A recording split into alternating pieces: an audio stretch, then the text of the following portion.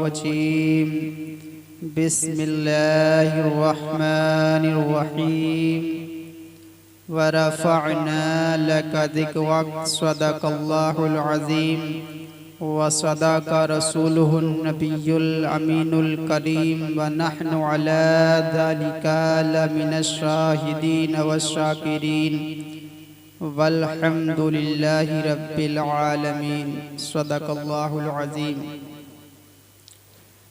सरकार आला हज़रत फरमाते हैं, सरबर कहूँ के मालिको मौला कहूँ तुझे, बागे खलील का गुले ज़ेबा कहूँ तुझे। तेरे तो वज़ ऐबे तनाई से हैं बरी, हैरान हूँ मेरे शाह में क्या क्या कहूँ तुझे। लेकिन रज़ा ने ख़त में सुखन इस पे कर दिया, खालिक का बंदा खल्क का आका कहूँ तुझे। और फरमाते हैं मेरे इमाम, वो सुए लालाजार फिरते हैं, तेरे दिन ए बहार फिरते हैं। तुझसे कोई क्यों पूछे तेरी बात रज़ा, तुझसे कुत्ते हजार फिरते हैं। शायर ने कहा था, गलत इल्ज़ाम है हम पर वफादारी नहीं करते, मोहब्बत बांटते हैं हम अदाकारी नहीं करते। बुरा जब वक्त आता है वतन पर ए वतन वालों, हम अपनी जान दे देते हैं गद्दारी नहीं करते। वहीं पर डॉक्टर इकबाल कहते हैं, सारे जहां से अच्छा हिंदुस्तां हमारा, हम बुलबुले हैं इसकी वो गुलसिता हमारा। सैयद मौलाना किफ़ायत अली काफ़ी लिखते हैं, कोई गुल बाकी रहेगा ना चमन रह जाएगा, पर रसूलुल्लाह का दीने हसन रह जाएगा। अतलसो कम ख्वाब की पोशाक पर नाजा न हो, इस तने बेजान पर खाकी कफन रह जाएगा। सब फना हो जाएंगे काफियों लेकिन हश्र तक, नात हजरत का ज़बानों पर सुखन रह जाएगा। और जो पढ़ेगा साहिबे लौलाक के ऊपर दुरूद, आग से महफूज उसका तन बदन रह जाएगा।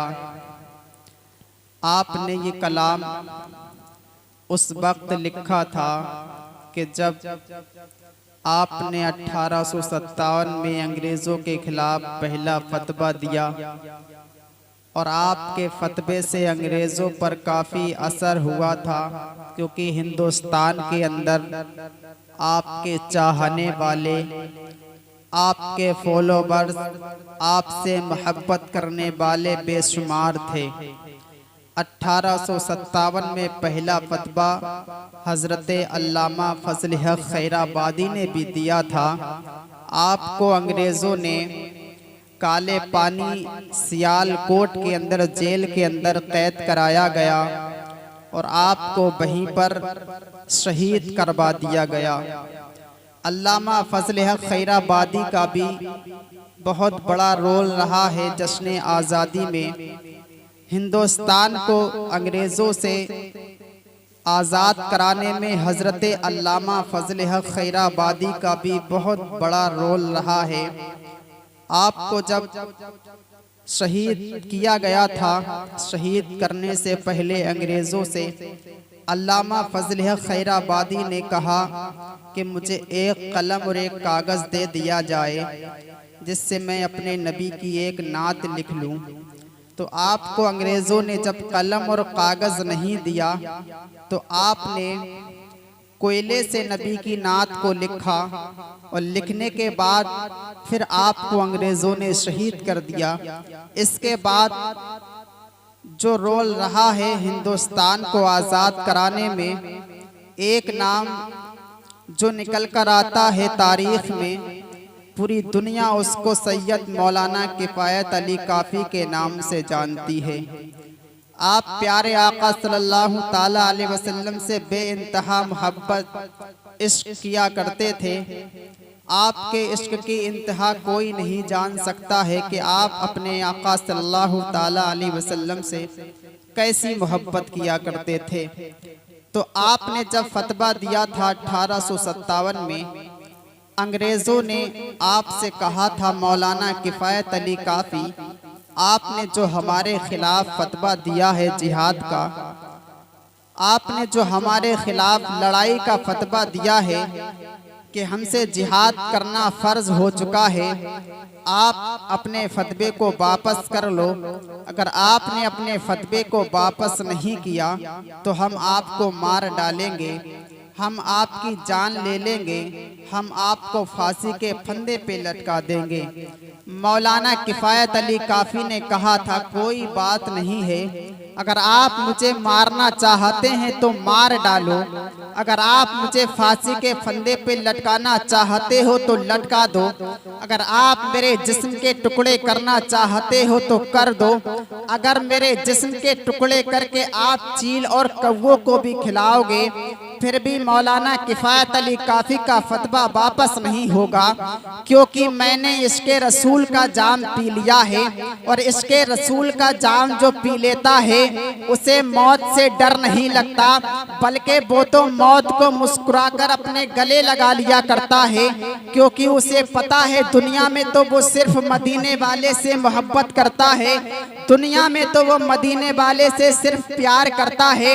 जब मरने के बाद कब्र के अंदर जाएगा तो कब्र में तो प्यारे आका सल्लल्लाहु ताला अलैहि वसल्लम का दीदार करेगा, जिसके बारे में मेरे इमाम फरमाते हैं कब्र में लहराएंगे ताहस्र चश्मे नूर के, जलवा फरमा होगी जब तलअत रसूलुल्लाह की। अंग्रेज ये सोच रहे थे किसी भी तरीके से हिंदुस्तान से नबी का नाम लेने वाला खत्म हो जाए, अंग्रेज ये सोच रहे थे किसी भी तरीके से हिंदुस्तान में कोई नबी का नाम ना ले, अंग्रेज ये सोच रहे थे कि सैयद मौलाना किफ़ायत अली काफ़ी को शहीद कर देंगे, इसके बाद कोई नबी का नाम लेने वाला नहीं रहेगा। अंग्रेजों का ये मिशन था, अंग्रेजों की ये मीटिंग थी कि मौलाना किफ़ायत अली काफ़ी को रोका जाए, अगर ये रुक जाएंगे कोई नबी का नाम नहीं लेगा। लेकिन उन्हें क्या पता थी मेरा रब कुरान में ऐलान फरमा रहा है वरफ़अना लका ज़िक्रक, ऐ महबूब हमने आपके जिक्र को बुलंद किया है। अंग्रेज वहां पर नबी के जिक्र को रोकना चाह रहे थे, लेकिन वो क्या खबर उन्हें कि मेरा रब तो 1400 साल पहले ही ये ऐलान कर चुका है वरफ़अना लका ज़िक्रक, ऐ महबूब हमने आपका जिक्र बुलंद कर दिया है। अगर आपके जिक्र को अगर कोई घटाना चाहे तो घट नहीं सकता, आपके जिक्र को कोई मिटाना चाहे तो मिट नहीं सकता, क्योंकि मेरा रब पहले ऐलान कर चुका है। अंग्रेजों का ये मिशन था मौलाना किफ़ायत अली काफ़ी को शहीद कर देंगे, हिंदुस्तान से नबी का नाम खत्म हो जाएगा। मौलाना किफ़ायत अली काफ़ी को मार देंगे, हिंदुस्तान से नबी के आशिक खत्म हो जाएंगे। मौलाना किफ़ायत अली काफ़ी से कहा जा रहा था ऐ मौलाना किफ़ायत अली काफ़ी अपने नबी के मोहब्बत को सीने से निकाल दो, या तो अपने फतवे को वापस ले लो। अगर आपने अपने नबी की मोहब्बत को अपने सीने से निकाल दिया तो हम आपको छोड़ सकते हैं, हम आपकी जान को छोड़ सकते हैं, हम आपको फांसी नहीं देंगे। मौलाना किफ़ायत अली काफ़ी ने कहा था अगर आप मुझसे कहेंगे एक सेकंड के लिए अपने नबी से जो है गद्दारी कर ले तो मैं अपने नबी से एक सेकंड के लिए भी गद्दारी करने के लिए तैयार नहीं हूँ। मौलाना किफ़ायत अली काफ़ी को फांसी के फंदे पर लटका दिया गया और आपसे कहा जा रहा था ऐ मौलाना किफ़ायत अली काफ़ी अगर अब भी आप अपने नबी से मोहब्बत को जो है छोड़ देंगे, अपने नबी की मोहब्बत को सीने से निकाल देंगे या अपने फतवे को वापस कर लेंगे तो हम आपकी जान को छोड़ सकते हैं। मौलाना किफ़ायत अली काफ़ी कहते हैं नहीं नहीं, आप मुझे खुशी खुशी फांसी दे दो, मुझे कोई गम नहीं है, क्योंकि मैं कब्र के अंदर जाऊंगा अपने मुस्तफ़ा से बातें करूंगा, कब्र के अंदर जाऊंगा अपने प्यारे आका सल्लल्लाहु अलैहि वसल्लम का दीदार करूंगा। अंग्रेजों ने कहा ठीक है इनको फांसी लगा दी जाए। कुछ अंग्रेजों ने कहा रुको रुको, इनसे फांसी लगाने से पहले पहले इनकी आखिरी ख्वाहिश पूछ लो, फांसी लगाने से पहले इनकी आखिरी आरज़ू पूछ लो। क्योंकि पहले के दौर के अंदर जब लोग किसी को कत्ल किया करते थे, पहले के दौर के अंदर जब लोग किसी को मारा करते थे, पहले के दौर के अंदर जब लोग किसी को शहीद किया करते थे, तो शहीद करने से पहले, फांसी लगाने से पहले या कत्ल करने से पहले उसकी आरज़ू पूछ लिया करते थे। बताओ तुम्हारी कोई आखिरी ख्वाहिश है या नहीं है? बताओ तुम्हारी कोई आखिरी ख्वाहिश हो, उसको हम पूरा करें। मौलाना किफ़ायत अली काफ़ी कहते हैं, हाँ मेरी एक ख्वाहिश है, मेरी एक आरज़ू है, मैं अपने नबी की एक नात लिखना चाहता हूँ। आपसे बस इतनी गुजारिश है कि आप मुझे एक कलम दे दें और एक कागज़ दे दें, जिससे मैं अपने नबी की एक नात लिख लूँ। दूसरे अंग्रेज़ कहने लगे, नहीं नहीं, इनको ऐसा नहीं करने दिया जाएगा, क्योंकि ये जाते जाते भी अपने नबी का नाम लेंगे, हमें ये गवारा नहीं। तो कुछ अंग्रेज़ों ने कहा, ठीक है, हम इनको कलम और कागज़ दे देते हैं, क्योंकि इनका आखिरी वक्त है, इनकी चंद सांसें हैं, इसके बाद कोई नबी का नाम नहीं लेगा, इसके बाद कोई नबी का चर्चा नहीं करेगा, इसके बाद कोई नबी की बातें नहीं करेगा। इनको कलम और कागज़ दे दिया जाए, ताकि ये जाते जाते अपने नबी की एक नात लिख ले। यहाँ पर दुनिया का कोई इंसान होता तो वो नबी की नात लिखने को नहीं कहता, वो कहता मेरी आखिरी ज़िंदगी के कुछ लम्हात बाकी हैं, मुझे मेरे घर वालों का दीदार करा दिया जाए, या मुझे मेरे बच्चे दिखा दिए जाए, मुझे मेरी बीबी का दीदार करा दिया जाए, मुझे मेरे अहले खाना दिखा दिए जाए। लेकिन वो आशिक़े रसूल पर कुर्बान जाइए, जिसको सैयद मौलाना किफ़ायत अली काफ़ी के नाम से लोग याद करते हैं। आपने कहा था, मुझे मेरे घर वालों से इतना प्यार नहीं है, मुझे मेरे बच्चों से इतना प्यार नहीं है जितना प्यार मुझे मदीने वाले से है, जितना प्यार मैं मदीने वाले मुस्तफ़ा सल्लल्लाहु ताला अलैहि वसल्लम से करता हूँ। आप मुझे एक कलम और कागज़ दे दीजिए। अंग्रेज़ों ने आपको एक कलम और कागज़ दिया, तो आप लिखते हैं, कोई गुल बाकी रहेगा ना चमन रह जाएगा, पर रसूलुल्लाह का दीने हसन रह जाएगा, सब फना हो जाएंगे काफ़ियों ले